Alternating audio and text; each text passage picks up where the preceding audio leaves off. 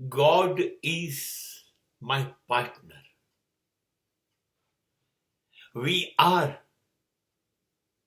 moving together here and there. From early morning walk, we started our journey to walk together.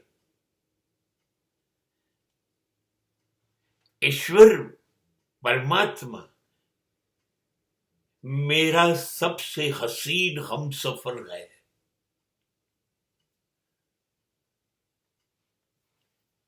अब और कोई हम सफर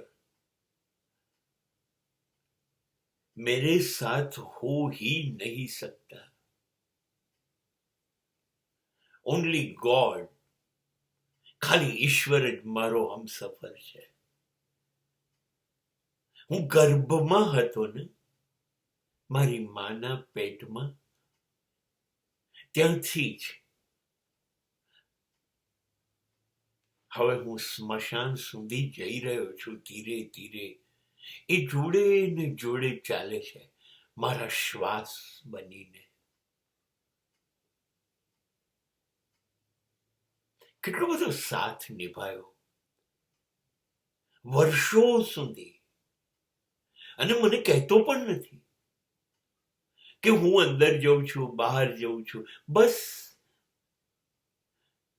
અરે આ એવો દોસ્ત છે કે હું ભૂલી જઉં છું કે એ સાથે છે. રાત્રે સુઈ જાઉં ત્યારે, અને તો પણ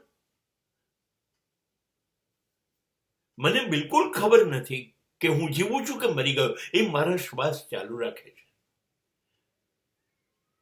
અને આમ પણ દિવસે પણ હું દરેક કામ કરતો હોઉં ત્યારે ક્યાં મારું ધ્યાન મારા શ્વાસ ઉપર હોય છે.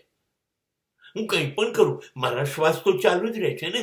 ચાલુ કોણ રાખે છે? એ આ શ્વાસ, એ મારો પરમાત્મા છે. એ જે દિવસે ખસી જશે મારા શ્વાસ, એ દિવસે મારો પરમાત્મા મારાથી દૂર જતો રહેશે. કેમ કે હું જ હવે નહીં હોઉં.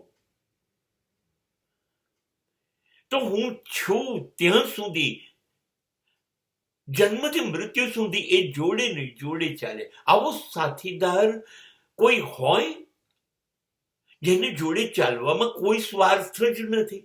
એ એટલે ચાલે છે કે હું ચાલતો રહું, હું જીવતો રહું, હું શ્વાસ લેતો રહું, હું મારું કર્મ કરતો રહું,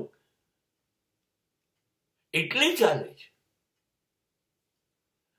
આવો પરમાત્મા હોય તમારો હમસફર, તો તમને લાગે છે કે બીજું કોઈ પણ વ્યક્તિ પરમાત્માની સરખામણીમાં મારો હમસફર બનીને છેક મારા અંત સુધી મને નિભાવે?